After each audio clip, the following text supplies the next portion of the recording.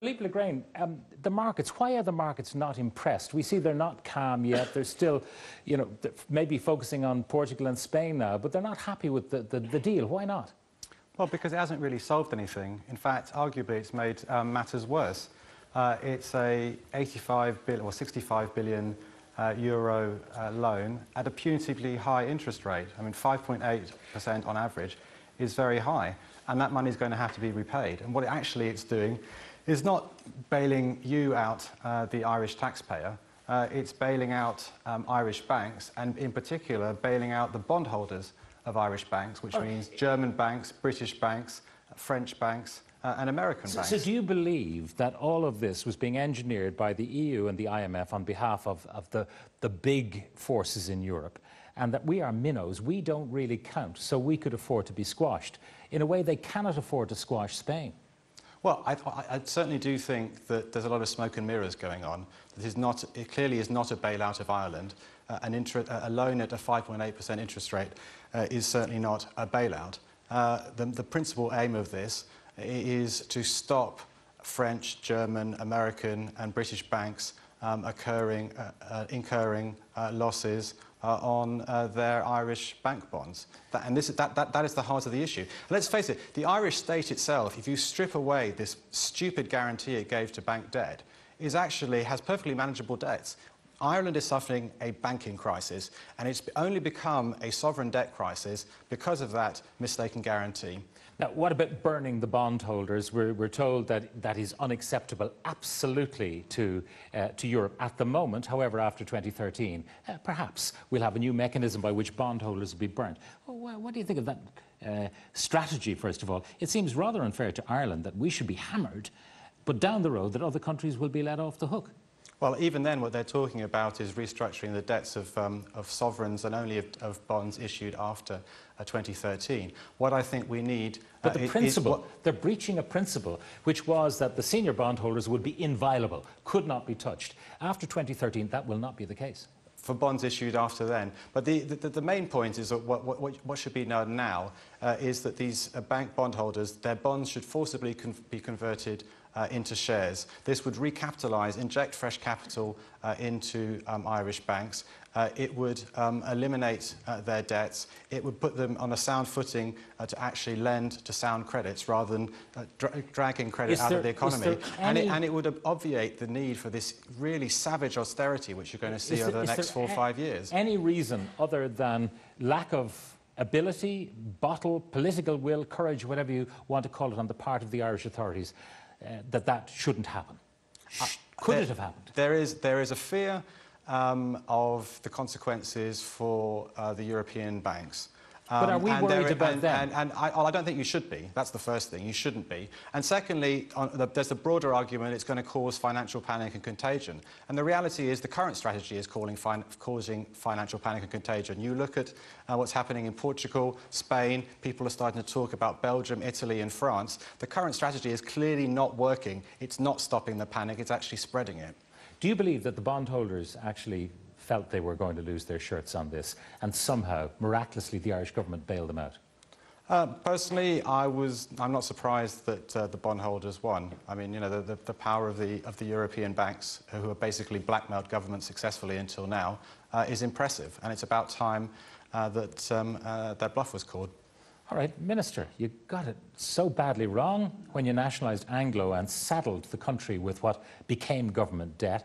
And then on top of the bailout is something which has not impressed the markets at all. And really, we are being bullied by big European banking forces. You have to listen to what the Governor of the European Central Bank said this afternoon. He made it very clear that this is a balancing exercise, and far from being minnows, as you've just described us, why are we getting European Central Bank to fund our liquidity of our banking? That has been done consistently and will continue to be done.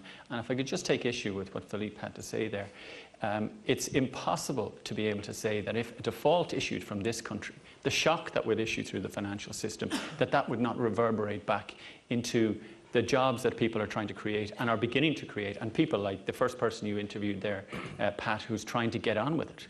It's impossible to say that that reverberation would not affect the real economy here in Ireland. Hang on, what happened though? They decided that our pension pot, which could have financed us well into the middle of next year, that's going to be taken away immediately. So suddenly we have no spare cash and we're now absolutely in the maw of Europe and the IMF.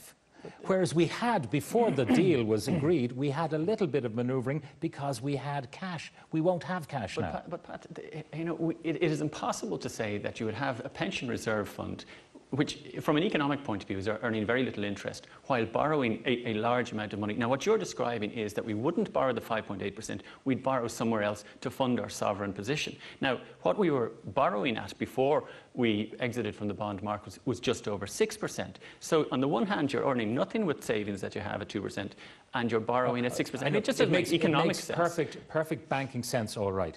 But if suddenly someone has no money anymore, then they have no clout in terms of negotiation. Philip, you're shaking your head. It doesn't make sense at all. You know, this is taxpayers' money which has been thrown into a bottomless pit called the banks. And so far we've had perhaps 50 billion worth of bailout. With this package, we've got 10 million of an immediate capital injection.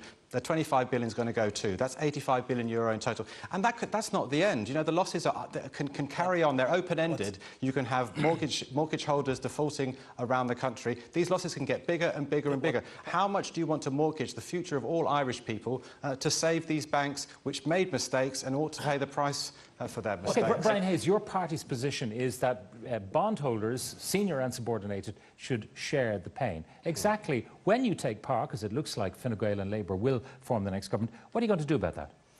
Well, I met the IMF with my colleagues last week and the ECB and the European Commission, and we discussed this entire issue with them. And I think there is a distinction between the IMF taking up Shay's point.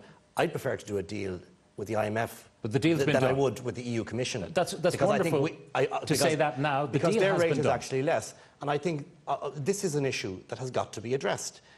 We made it absolutely clear when we argued on Anglo that an orderly wind down should occur. I don't want history now. We are, to that horrible phrase, where we are. Yes, we are. You're going to be in power next February or early March.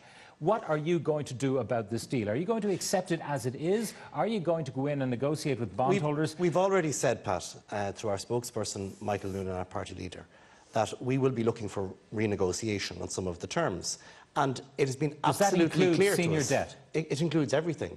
And it's been abundantly clear to us and to the authorities. And as Mr. Shopa said this morning on Morning Ireland, as long as an incoming government stick to the general parameters of the adjustments that have to be made, the ways and means of achieving that is a matter for domestic Irish The Council of Finance politics. Ministers said NO to burning senior bondholders.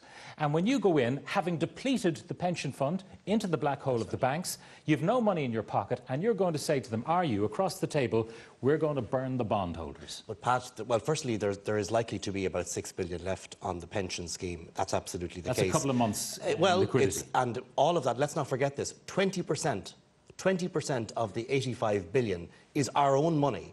It's our money from the National Pension Fund. Address the question, Brian, if you would. What are you going to do with the bondholders? Are you going to go to the EU ministers who set their faces against burning the bondholders, and what are you going to say to them? But no one knows where this crisis is going to be. And to take Philip's point, if this goes on to the Portuguese example and to the Spanish example, there will have to be a resolution of this at some point at a European-wide level. The point is this. The battle was supposed to be about the euro here, but we did not have people behind us fighting for us.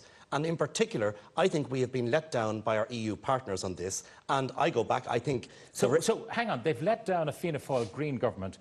Why should they, therefore, not let down a Fine Gael Labour government when it comes in? What's different about you guys? I think the contagion effect across the other Eurozone countries is going to be as difficult for them as it is for us now. And I don't think you can resolve this unless there is a bank resolution scheme in place, as we suggested 2 years ago, and we'll attempt to negotiate. What's the likelihood of that happening? Well, I think, first of all, Ireland can introduce a bank resolution scheme nationally. It doesn't have to be done at an EU level. That's right. Secondly, this crisis is only going to be resolved at an EU level once you see, across Europe, proper stress tests, find out where the holes in banks are, and then fill them throughout Europe by converting bondholders into shareholders.